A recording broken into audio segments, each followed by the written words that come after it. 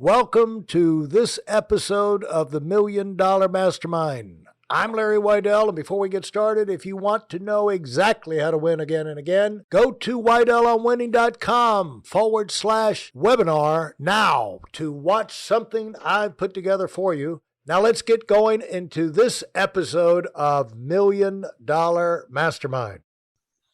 My guest is David Landrum. Hello, David. Hey, Larry. Good morning.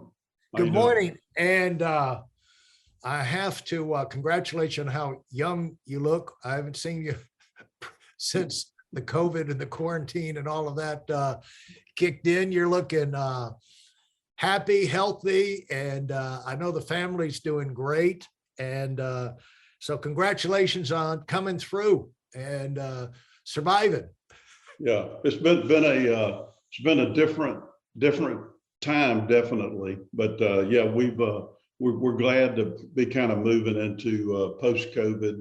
So excited about where things are headed. Well, I know Zoom, like all business people, Zoom has made the difference. And you, just to give an idea of the size, you've got about 5,000 people in your companies, 224 offices. You're in the financial services business primarily, and got about 60 million in new money coming in from all the various offices, Canada, US. Where primarily are your offices centered, would you say?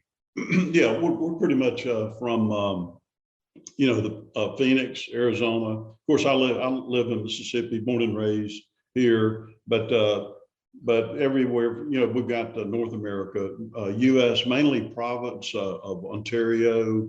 We've got about 80 locations, offices up there. And then, of course, down to South Florida, across the South, naturally, and Ohio. And so we're about 25 states and also Canada.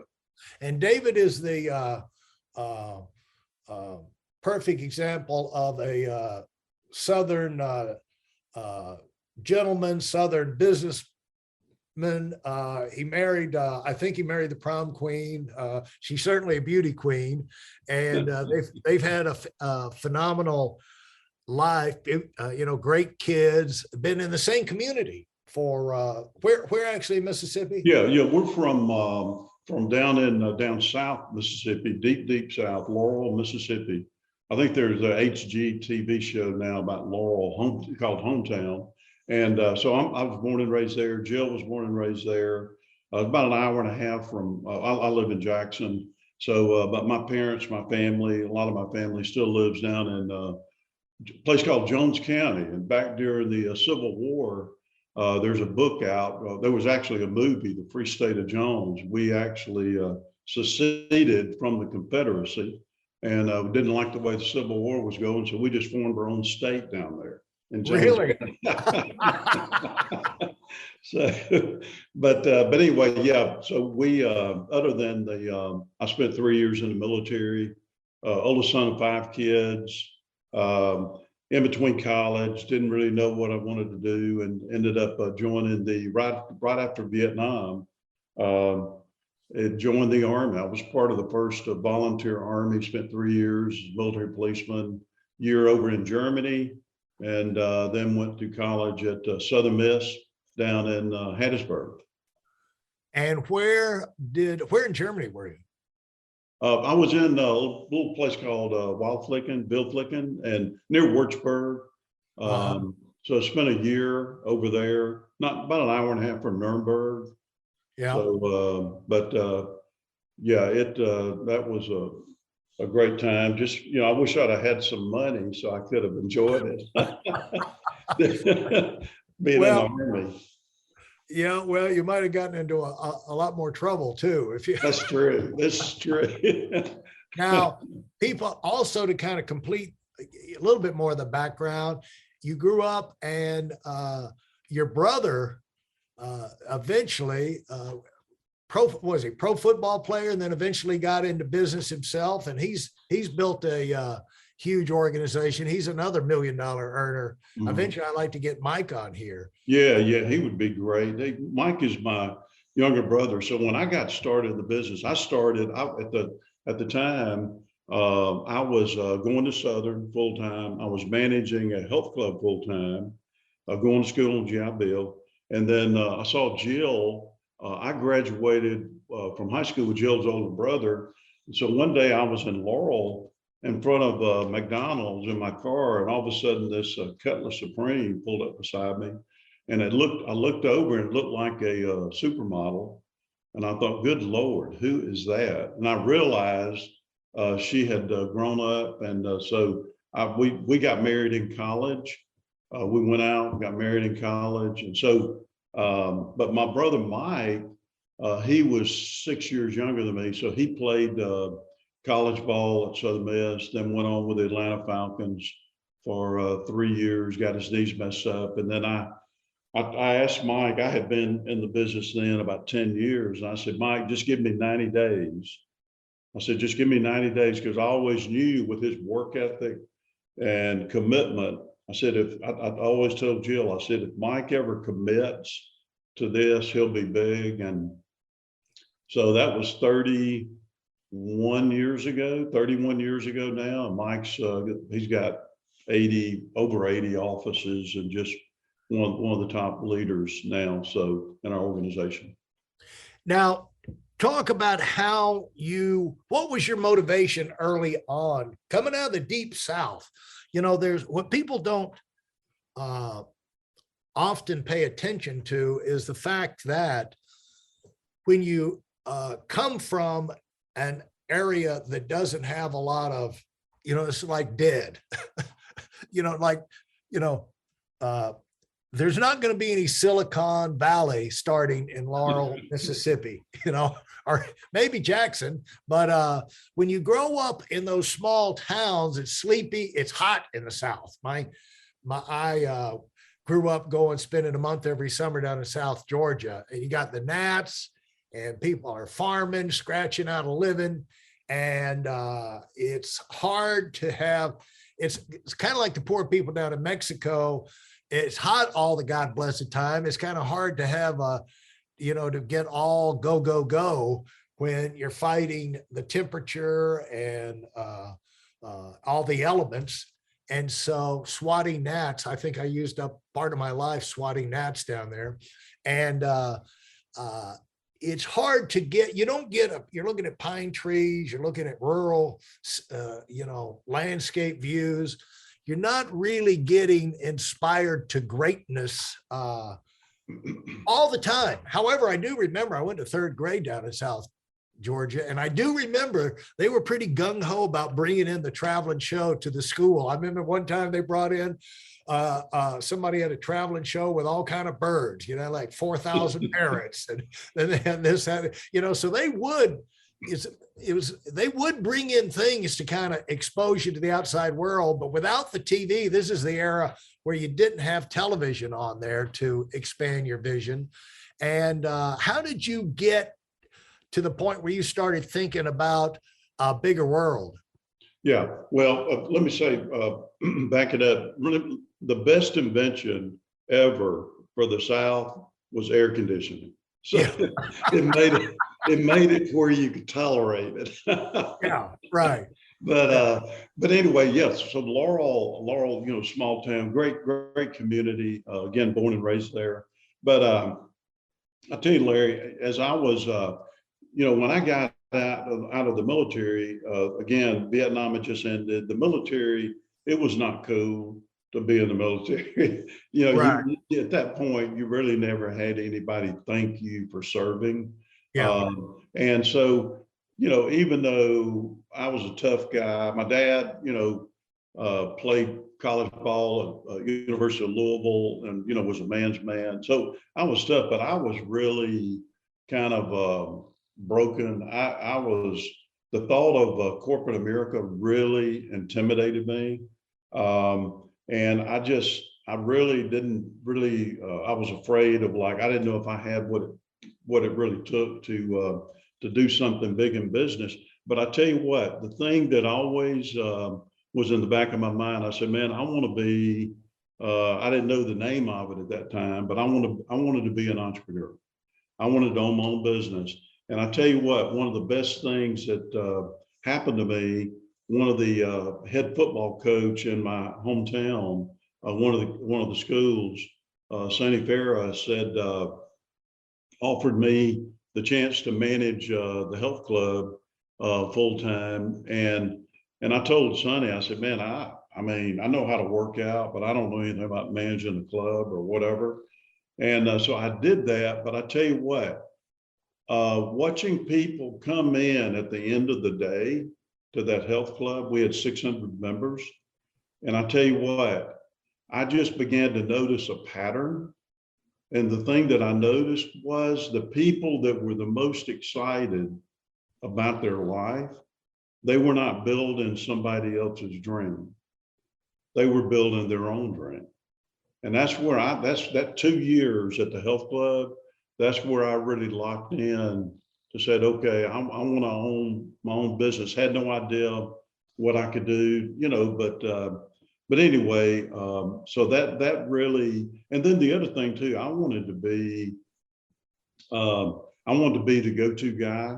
I wanted to, my wife Jill was working at a bank trying to put me through school. She came home like hated her job. She came home like crying every day. And I told her it's from having to count everybody else's money because we didn't have any. But I wanted to get her to where she didn't have to work at the bank. I wanted to be kind of the go-to guy for my family, her family, my family. So I had some goals, and so that that really encouraged me to. Again, I didn't know what it was going to look like, but that put the desire there to have my own business. And at some point, David, talk about that thing. You noticed patterns.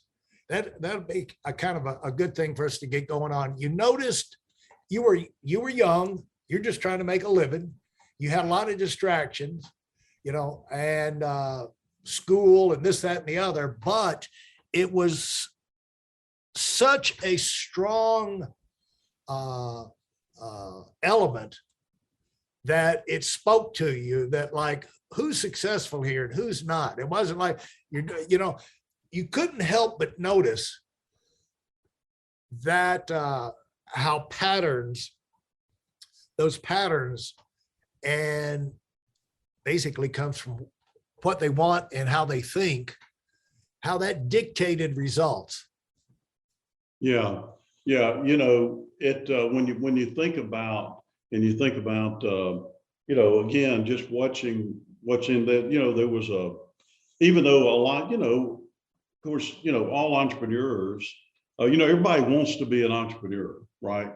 Right. Entrepreneur just sounds really great, but all entrepreneurs though were on commission. Right. Yeah. There's no, but the thing about it is, even though there's that responsibility, and the other thing I noticed is from an entrepreneurial standpoint, if you ever get the key to your company on your key ring, okay, once you've had a taste of that, you never want to go back. How many entrepreneurs ever go back to working for somebody else? You know what I mean? Right. Once they get a taste of that freedom, even though that responsibility is there, and you've got to be your own toughest boss and all of those things that go along with that. But that's the thing that hit me is that they weren't bouncing around. Naturally, a lot of businesses don't make it, and a lot of the businesses you try at first don't make it. You know what I mean? But anyway, once they kind of find their niche and find that vehicle for them, then they typically want to stay with that, and also then naturally it can morph into other things. The bigger you think, then you see other opportunities that are out there that you can build on what you've done. Yeah, and the fastest track to that before you can get a preview of that when you move into management somewhere. You get to where, you master a skill, you do a great enough job to get recognized and earn the right to wind up moving up into the management where you're making the decisions, you got the responsibility, you're moving the levers, you're dealing with the people. Just like if you climb up the top of a tower somewhere, the Eiffel Tower, even the water tower in Laurel, Mississippi, you get up there, you get a view and you see things become obvious to you that people could tell you over and over and over, but so much of this thing is seeing things for yourself. And what I would say happened to you and what people that are listening on these podcasts is they've gone through experiences where they've been able to be elevated and get an elevated view of the scenario, the scene, and like they can't get that view out of their mind. They can see if they settle for a job, and that's what I went through, David. I went through, when I got out of construction, I did construction because it was following up on my degree out of Georgia Tech, and I had to do something. So I built, worked with a small home builder there in Atlanta, and I didn't realize what a crappy industry that was in terms of a roller coaster thing and undependable. And talk about Vegas, Las Vegas, talk about a gamble, a builder out there, folks, these builders that on single family houses, they don't know what price range, they don't know what subdivision to buy some lots. They don't know what price range is going to be hot next, season. And they go to the realtor doesn't know. They go to the bank, the banker doesn't know. And it's a crapshoot. And so you get out there and you get a 90-day construction loan.